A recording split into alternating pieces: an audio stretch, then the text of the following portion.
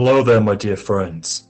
I know I don't have much time left, but please, read this report on what I found on the CSW diary. Whoever wrote this, I have no idea who he is. All I know is that unfortunately, he became a victim of something that I never thought could happen for real. October the 25th, 1964. The Campton Southwestern Railway has been struggling through financial problems. Many of the steam locomotives are unable to be kept any longer and are either sold to recover debts and financial problems. However, those who have been remaining are still loyal and have got a lot of steam left within them. One of the staff members, however, has not been quite the same. He says he's been hearing a lot of strange things going on up in the mountain, and somewhere near the Campton site as well at Blackwolf. Even though I do not want to admit it, I have to agree with him. Whatever's going on up there, it only happens at night time, when it's pitch black, or thick with rain, or when there's a passing thunderstorm rolling through. I'm not too sure what it is either, but something is making me hesitant to go up there. For now, I'll just let it slide and continue on with what we've got left. It has been rumoured that the CSW will be closing down. I for one hope it doesn't. It is the lifeblood of my career, and my family dates back to generations who have been working on it since it first opened. October 27th, 1964. A few days have passed, and the strange occurrences that my buddy has been seeing up in the mountain has not stopped. He came up to me this morning and he looked wide-eyed, as if he was full on something. The look in his eyes looked of fear, and even ultra hatred. Something was not right about him. I took him to a doctor and had his clinic checked him out. He said he was absolutely stressed out, a lack of sleep, and most of all, he was having hallucination problems. This didn't sit well with me. Even though I did my best to encourage him to sleep well and not take too much medical pilling or whatever it was, he just lashed out at me, saying something in encrypted words that I couldn't even understand. It freaked me out. Unfortunately, this has led to me to resign this person and take him out of his job. Some of the remaining steam locomotives came up and asked me what was the problem. I kept it to myself and didn't want to pass any negativity onto them. However, there was one steam engine in particular. He was a 482 mountain type. Someone by the name of Frank, who once worked on San Juan. At least, that's what my grandfather told me that's where he came from. Although he's not number 1522, he does resemble another locomotive. That I have to figure out until I look back on the login list. October 28th, 1964. 24 hours have passed. Nothing much has changed. But I know for a fact the weather is getting much colder and even unbearable to see. A misted night shower had fallen down the night before. Visibility was at zero and you couldn't see where you were going. Even driving in your car, you couldn't even see an inch forward. However, one of the steam engines had told me that something bad was going to happen once the day of Halloween approached. I just dismissed the thought and thought the engine was onto something. But then my mind turned back to that locomotive who I saw, the engine who looked like Frank from San Juan. He was not 1522 as I had confirmed that he came from a different railroad, although he was related to the Fresno class. He came up and told me that he knew an engine who was once like him, who unfortunately met a tragic end up at Blackwolf Mountain a couple of years back. I for sure did not know about this, but I was intrigued to listen. The engine told me everything. The engine was a sibling he knew, and was very close to, one who was had an inseparable bond with. Whatever happened, it was touching and emotional. At one point a tear fell down my face. Whoever this locomotive was, may God rest her soul. Although I had to admit it, that's where I began to realize something wasn't quite right on CSW. October the 29th, 1964. While work has continued on as always, things have gone even more worse. Staff members have been reported missing, and 2 of our trains were gone from the day before. Even the person who I was once befriended is now gone. There was no remains and no clues to their whereabouts. It's like they vanished into thin air. That's when things began to get into my own mind, when I started racking my head of thinking of what the hell was going on. I asked for any witnesses who'd known about their last whereabouts, but I couldn't get any answers.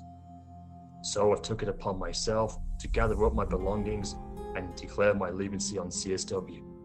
The horrible thought of what could have happened to them is too much for me to bear.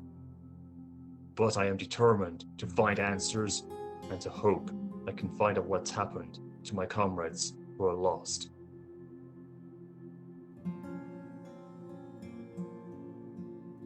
October the 30th, 1964. This was one day that forever sticks in my mind. It was so pitch black and dark that I couldn't see nothing ahead of me. My flashlight made very little difference, although I have to say, it gave me memories of what it was like when I first did rock climbing back in the day in my high school college years. But this was different. This was out in the open, cold air and visibility that you couldn't even see. I could see the railway tracks going along which led to the Blackwolf and Logging Mining Company. That mine has been abandoned for some time, after it was disclosed after the Second World War, according to what my late great-grandfather told me. However though, as the tracks lead further downwards, I began to hear something rubbing in the distance. It seemed to be getting closer. With every second it counted. I could hear steam coming from the distance, but it wasn't any kind of steam at all, not like that you could see out of a steam engine. As the smoke rose even higher, my eyes twinted at what I was seeing. It looked like it was red blood smoke or whatever the heck it was called. I thought I was hallucinating, but my eyes weren't. Then I could see something around the left curve. As it came even closer, my legs began to shake and my feet were twittering like mad. Backing off, I thought a high-speed steam engine was coming right at me. I managed to duck in time, but as I did so, I could hear a strange and evil demonic laughter coming from the darkness ahead of me. And as it came right past me, I caught a glimpse, just for a glimpse second. The engine looked like a mountain type, a 482 wheel configuration, but I couldn't see what company it was on the tender or on the number on the cab side, for it ended so quickly.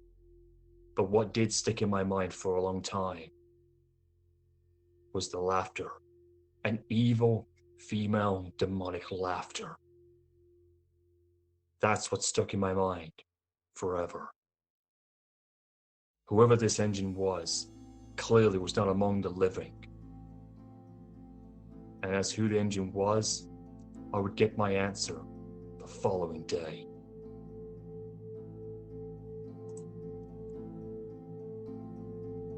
October 31st, Halloween night, 1964.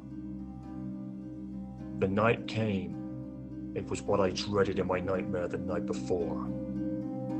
As I climbed up Blackwolf Mountain to seeking the answers I so desperately wanted to know, it nearly ended my life.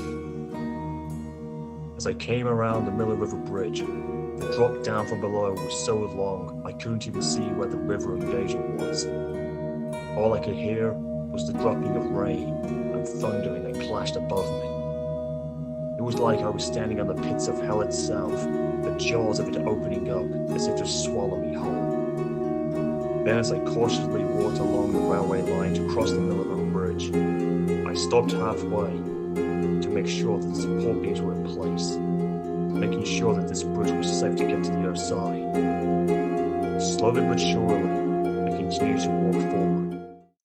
But then as I cleared the bridge and looked round to my right, I could hear something. The very same huffing and puffing. The same evil demonic female laughter that I could hear coming from the darkness ahead of me. Turning to my right, my body was near freezing, the temperature dropping more and the heating rain getting more and more intense. I regret to say that I didn't come fully prepared with a waterproof jacket and an umbrella, but hey, you can always come prepared for the unexpected, as they say. As darkness fell even more, I couldn't see the sky above, and a thick layer of mist descended upon me from out of nowhere, like a massive smoke machine. I didn't like this at all. Within minutes, I began to try and find my way back around, but I couldn't see anything. Not even a few inches in front of me. I could barely even see my feet as I was looking down at the ground. My flashlight couldn't do anything. It was like I'd been blown into the abyss. Shivering from the cold, I tried my best to seek shelter. Luckily enough, I managed to find an underground rock formation and took shelter in there. While I tried to get my camp lit up, to lit a fire up and keep myself warmed up, I could hear the voicing again, the demonic laughter, and the puffing of a steam train that was coming down. However though, this line had not been used in ages. The old route to the Blackwolf and Logging Mining Company, the part that had been abandoned, had not been used for years. Then I could hear it coming closer, ever so more with every beating of my heart and my beating breath. And then, within a blink of an eye, my ultimate horrible nightmare came true. There, standing glaring at me, with eyes as blood thick red and crimson blood, but a red headlamp burning in the middle, and steam gashing from its funnel and cylinders. There stood the locomotive that everyone said was legendary. The ghost of Blackwolf Mountain herself. It was Jessica, or should be popularly known as Clinchfield 311. I thought that was it. I always heard stories saying that if you caught a glimpse of 311, you cannot run, you cannot hide, you will be found, but will never live to tell the tale. And yet I could see her, and yet I think she could see me beyond her blood-red lamp of rage. She was saying something to me in cryptic words. Something about me being lucky, and that I was not related to those who had mocked her in her past life. I was shivering from head to toe, unable to answer back, as if I was looking at a female variation of a devil on wheels. Then, after what felt like several hours, 311 said something to me, praying that God would not save me after this meeting. But then she backed away into the darkness, cursing in such demonic ways. The last thing I heard her say, cling to its Father and its holy name. Do not go riding on the long black train. Those words had seeped into my mind forever, even to my end of my final days in life. Those words buzz around in my mind. Perhaps the Lord was watching high above. Who knows? Maybe it was pure luck that I survived the encounter with 311.